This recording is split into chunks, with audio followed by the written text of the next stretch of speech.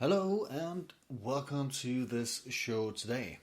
Now, the question is how can we add, share, create, have, hold, and enjoy more positivity in life? That's what I'm going to cover. I'm your host. My name is Flemming Schmidt, and welcome to the Positive Outcome Show. Now, before I share a few things more about the topic today, let me just share a few words about me so that you know where I'm coming from. As I mentioned, my name is Flemming Schmidt. I'm a proud dad. I'm a coach. I'm a life coach. And my journey of coaching and transformation started almost 10 years ago when I went through a divorce, and that left me on rock bottom. And for me, it was the hardest time to get back up on my feet again. But through mentoring, coaching, personal development, and looking in, I found a path back to a life that's full of love, joy, and courage, and I appreciate it every day. And if you find yourself struggling in life after a divorce, or just feel overwhelmed, or life throws you a curveball and it's hard to move on, this podcast might serve you on your journey back to life that means something for you. Now, today I wanted to share a bit about courage, because courage is what's making you either fail or win, and either you have it or you don't have it. And what can you do to get more courage, or to have more courage?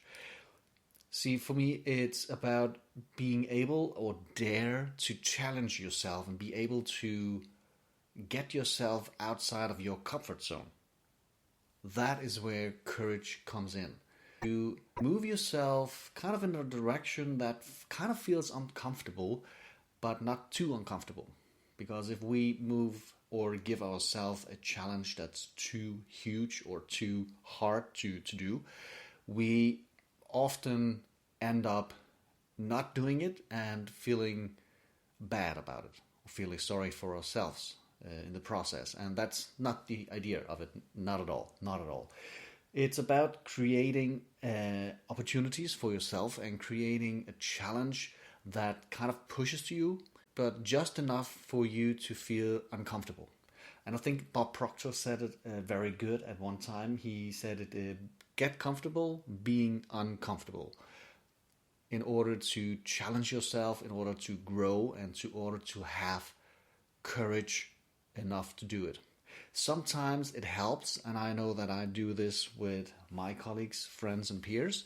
We challenge each other to push ourselves even further. And if you have someone that you look up to, or someone that is in kind of the same area as you, let's say coaching is my field, and I have a good friend that's also a coach, we can push each other. It might not be with the same thing, but the idea is to push ourselves and to have an accountability partner, because that is what makes a difference. Again, for me, a huge difference to have an accountability partner. That makes it more interesting. I'm a bit competitive in that area, so I want to do good. I don't want to lose face. That's not how it works. So I'm going to challenge myself, and I'm going to find the courage it takes. But I'm also aware of that the challenge I'm presenting myself, or get presented with, is something that is not too big, too huge. Sometimes, yes, I need to push myself even further, not just a little bit, but even further, so that I can grow. And I believe that if you want to have more courage in life, one thing is challenges, and to challenge yourself. The next thing is commitment. Once you have a challenge, you gotta put yourself in a position where you can say what time, what date that you want to go through with that challenge, so that you commit to follow through.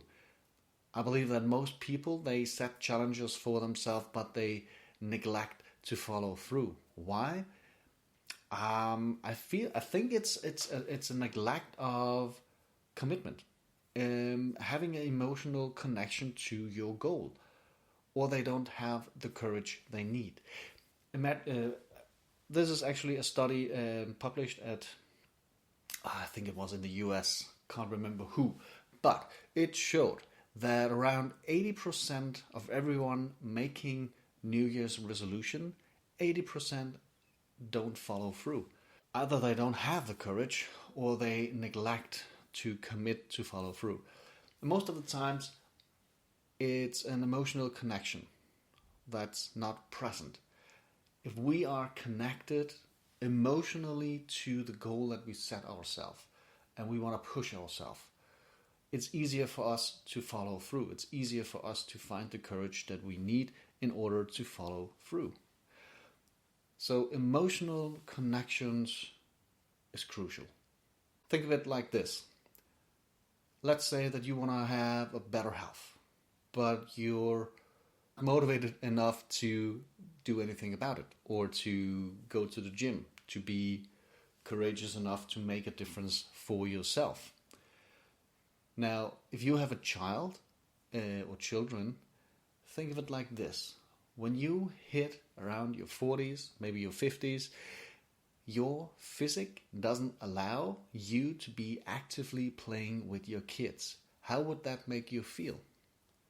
If you are not taking care of your body, if you're not taking care of your mental health as well and your spiritual health, who's getting the benefit of you? Are your kids getting the benefit of you if you're not taking care of yourself? I don't think so. I don't believe it is like that. I believe that most parents would like to play around with the kids at their level, their energy level, or play soccer or any kind of sports, or jump into trampoline or run, bike, something active. And if we are not able to take care of our bodies, we don't have the energy and the abundance in our body to do that. And we feel sorry for ourselves, and we feel that we're not doing a good enough effort to do that, to be there for our kids. And I think it's important to have the courage to be the role model, to show not only to yourself, but also to show for your kids that you're taking charge of your health and your body, your mind, your spiritual connections. You're being a role model. You are showing them the courage to make a difference for themselves. And that is the emotional connection that I mean. Because once we get emotionally involved in any kind of goal that we set for ourselves, we become more determined to follow through, because all of a sudden it's emotional connection. It hurts. Literally, it hurts when we don't get to follow through. So the more powerful, stronger the connection is, the more likely it is for us to follow through with any kind of goal that we have set for ourselves. And we have the courage to push ourselves because we know that we are loved and we are supported, and that people are standing beside us, cheering us on our journey. So the biggest, best thing you could do right now, if you are not being courageous enough, is to find a challenge that kind of pushes you a bit out of your comfort zone, and to follow through. Make it an emotional connection to yourself and then follow through. Now, a challenge could be to make a Facebook Live. Some people find that to be a challenge. It might be for you as well. Others might say to stand up in front of a crowd and speak your mind at a parents-teacher conference or something like that. It can be difficult to speak your mind, what's going on in your heart, in front of a group of strangers. Or, to play an instrument at the mall. I know that these times and days, with all what's going on, it's not possible. But imagine if you had to perform a musical piece in the mall.